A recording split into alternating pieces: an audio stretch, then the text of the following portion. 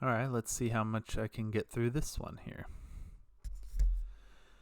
Chapter 5, ages 20 through 21, taking ethics and epistemology in my undergraduate philosophy major. So I made it to Gaming, Austria in one piece. I was reading a thrilling book called Monsters from the Id, which was a psychological analysis of people's fixation on horror films and the films themselves. From the author's point of view, the reason why people liked watching horror movies was because it was a catharsis for the horror they experience in their soul when they commit sexual sins, including contraception.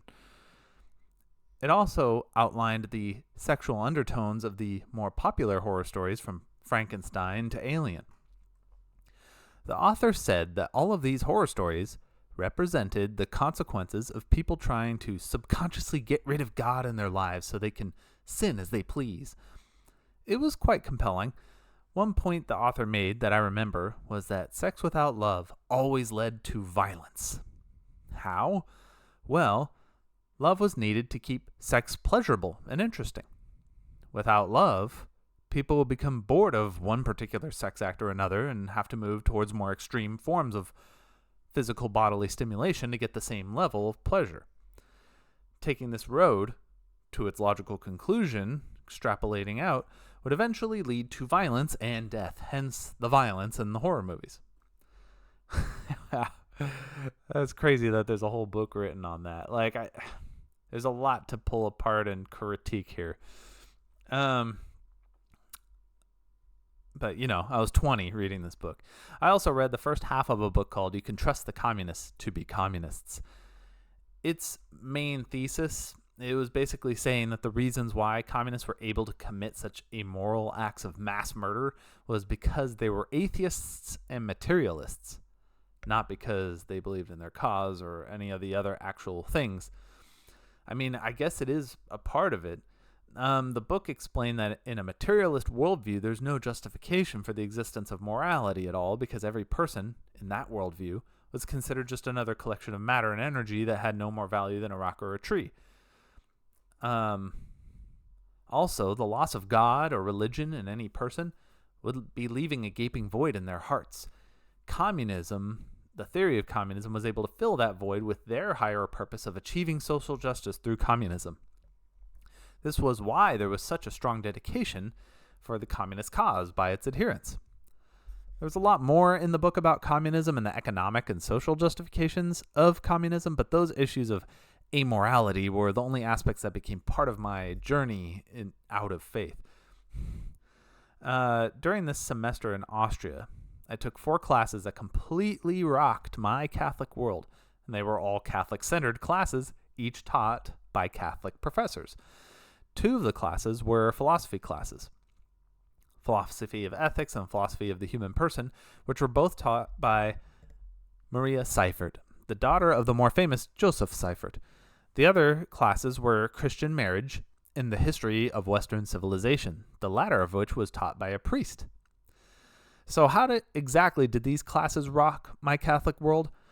I'll explain how each one did, one class at a time. Philosophy of ethics could not have come at a better time for me in my life because I had a host of unanswered questions on morality.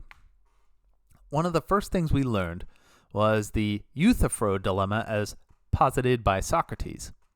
The question was simple. Is goodness commanded by God because it is good, or is something good because it is commanded by God? The answer to this question had severe consequences either way. If goodness was commanded by God because it was good, then it would mean there's a standard of good and evil that's independent of God, a standard that he would need to follow and could not possibly control or dictate.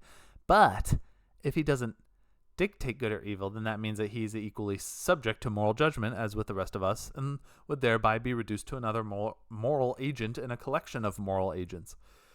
This would do away with the omnipotence and his nature as goodness itself, which were crucial aspects to the Catholic idea of God. On the other hand, if God does in fact dictate good and evil, good and evil would cease to be inherent properties of being and instead merely reflect whatever God happened to pronounce them to be. So arbitrary. If this were the case, God could theoretically make torturing puppies a moral obligation if he so desired, and he could make comforting a child a mortal sin. But these conclusions were absurd, weren't they? This dilemma is what completely separated morality from religion and God in my mind. Like, I was convinced that the moral injustices existed independent of God's creative control. We also had a brief introduction to epistemology in that class because of its connection to Kant's moral philosophy. Our teacher said something that stunned everyone in this class. She said, if all knowledge of the outside world, outside of the self, comes only through our five senses, then belief in God cannot be justified. We were all speechless because what we intuitively believed was that our five senses really were our only mental doorway to the outside world. What was the other way? She said it was intellectual intuition. Wasn't sure how convinced I was of this. It's funny because even though I wasn't convinced of it in this case, in a previous chapter, I talked about how evidence didn't point to God. It was just pure logic and pure reason. So that's interesting as I read it now. But she gave great examples of how we can know that a color can only exist on a plane, a surface area. That was something we could know about reality outside of ourselves. We could know that this fact would apply to every color in every possible world. Like the property of the thing, there has to be a thing to be a property of a thing. This type of knowledge was not a partial practical certainty of, some contingent event. It was an absolute theoretical certainty. We didn't need to do countless experiments and inductively conclude that it was most likely true. We could know things about God in this theoretical way without using our five senses. I was going to learn much more about this later and be corrected on the difference between synthetic and analytic judgments later on in philosophy. From Kant, we also learned about the distinction between the categorical imperative and the pragmatic imperative in morality. When someone said, you ought to study in order to get an A, that was a pragmatic imperative, since the ought only exists relative to the goal of getting an A. When someone says you ought to respect someone's right to life, that was a categorical imperative, since it was true in all cases for all people, regardless of whatever goals they happen to have in mind. The catch was that science could only justify a pragmatic imperative.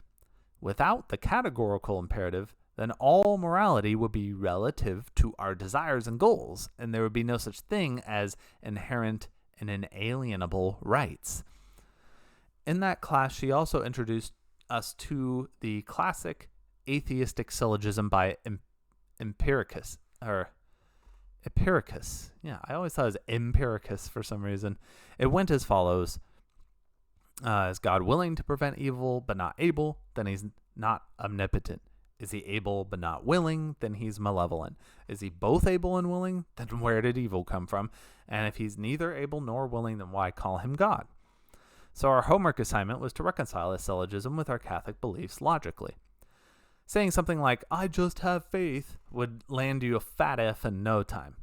The way I dealt with it was the classic free will theodicy. God allows men to make evil choices not out of malevolence, but out of love and respect for our individual freedom. And true freedom was necessary to have true love.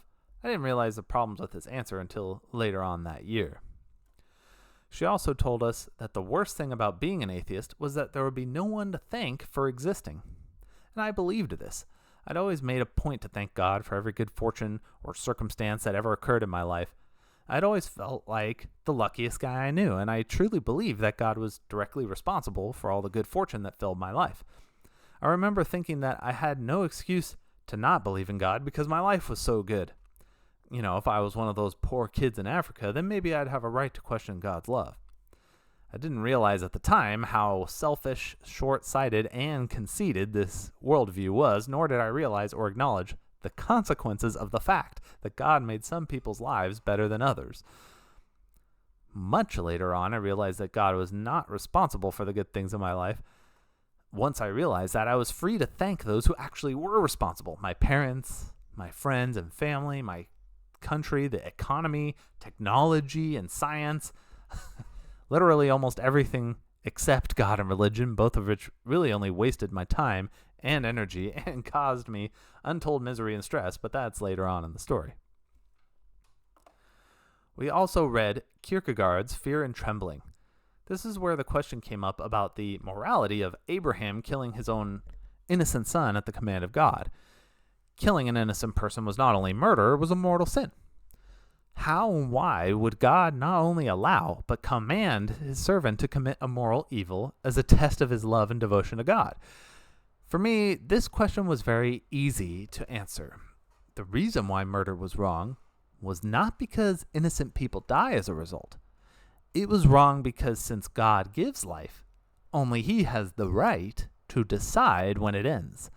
When we humans murder, it's wrong because we're deciding to end someone's life when we want, instead of letting God end it when and how he sees fit. This was why suicide was also a mortal sin.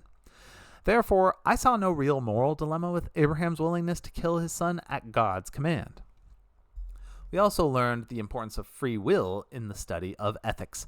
Free will was necessary to make any act moral and any agent of action morally culpable. Without free will, all actions would just be inevitable and would therefore just be a continuation of the physical, amoral laws of cause and effect. We can see very clearly that if someone was blown off a cliff by the wind and crushed a person below, we wouldn't blame them, since it was not a result of their free choice. However, if they intentionally decided to jump off that cliff in order to crush the person below, then we could blame them, since it was clearly an act of their free will. The only problem was that science had no evidence for free will. It was something we only knew through faith and intellectual intuition, not through our five senses. Without free will, not only would morals be an illusion, but so would personhood. What made us count as people versus other animals was our free will and moral agency. That's why there was no such thing as an immoral or cruel animal. On top of this, there was an even more terrifying metaphysical consequence. If free will was an illusion, then it would follow that all evil in reality did in fact come from God, and therefore God would have to be a hyper-demonic super being, at least according to Joseph Seifert when he came in for a single class to talk to us. In the next philosophy class, the philosophy of the human person, I learned some extremely important things. The first was the distinction between mere truth and relevant truth. If I know the truth about a star 10,000 light years away that has a particular mass or number of hydrogen molecules, this knowledge has no relevance to my life. But if I know what dose of medicine will cure the disease of a loved one, then that knowledge is relevant. This may seem painfully obvious, but coming from my truth-worshipping point of view, it was a little surprising to realize that there are some truths that are more valuable than others. How would this make sense if God was the truth itself? It's so weird revisiting all of this. According to our teacher, morality was, at its most fundamental and basic, the proper response to intrinsic values. So that's morality, proper response to intrinsic values. I had learned this early on in my first metaphysics class, but she took my understanding to the next level by explaining the three different types of value. There was intrinsic value, value that existed in and of itself. That was a fun phrase that philosophers all love to say, especially the Catholic ones, and didn't depend on anything else like happiness or human dignity. There was objective value to something, like, for example, healthy human food is objectively valuable to a hungry person. And lastly, there was subjective value. This type of value was sentimental and completely dependent on the person's opinion and perspective. For example, if I like blue M&Ms more than red ones, they are more valuable to me subjectively, even though there's no actual objective difference in value between the two different colored M&Ms. She said that most of philosophy is about making relevant and accurate distinctions that deepen our understanding of things we already know, and I agreed. I could really feel my brain growing and learning in her classes, and expressing opposing views was always encouraged because it gave us all a chance to analyze a problem together using the tools of logic and reason. It was fantastic. To me, understanding how humans derive value was one of the most valuable things you could learn. She also explained to my surprise that the book, The Imitation of Christ, was actually not a good book to follow because it didn't acknowledge the value of human beings in the world as much as it should have. Why would God create the world and the flesh if they really were only things that brought us to hell? She asserted that these were good things that should be enjoyed, ethically, of course.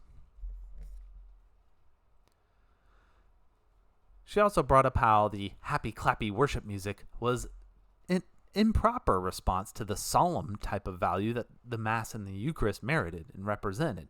She said that the silence or reverent music was due to the sacrament of the Mass, since it was a continuation of Christ's sacrifice for our souls. And it was funny because, of course, many of the Franciscan students disagreed with her, but I could not agree more. Interjection here, I just watched a talk on like the Institute for Qualia, Institute for Machine Consciousness from Yosha Bach and other actual thinkers that are making progress on understanding human valence on things, and like it just makes these classes seem so like they were helpful for me at the time and they really spoke to me at the time that I was at. But man, in terms of this topic, people have made so much more progress. Like, it's crazy. And so there's definitely a lot more to learn after college, especially this college. All right, so back to the story. She also had us write a paper explaining what we thought distinguishes human beings from every other animal. I could only think of one thing: the capacity to think abstractly. I saw that as the root of our capacity for free will and understanding, and therefore the root of our personhood. And also at this time, I'm still a creationist, and I had no idea how the brain worked. Like, this was all just magic. So, I'm like climbing through and out of this, like even though I don't understand those things perfectly, at least having a high level understanding of how they work in a material world makes such a huge difference on how you interpret things. It's crazy. But I mean, this was the journey I was at, and this is where I was coming from. But man, imagine how much of a head start I could have gotten if, I started from the scientific and built up from there. It would be crazy. It was around this time that my class took our first trip to Italy, where I got to witness with my own two eyes the continuing Eucharistic miracle of Lanciano. Here was Jesus Christ himself, the absolute truth incarnate, the source and summit of all my hopes and dreams. It was the literal body of Christ, not even hidden under the accidents or, the appearances. That's from Aristotle's verbal accidents versus substance and transubstantiation. Anyways, it was the literal body of Christ, not hidden under the accidents of bread and wine, but exposed for my own eyes to see directly. I was so moved and so in love with my idea of Christ that I knelt in front of that monstrance for hours. I firmly believed that the ultimate goal of my entire life was right in front of me. I seriously contemplated never leaving that chapel. Luckily, the practical part of my brain overrode my idealistic part, and I had the sense to leave before I missed my bus. But I could not quite reconcile this action with my religious beliefs. It was not a long trip to Italy, but it was a very meaningful one to me. This was right before the real problems in my faith began to kick in.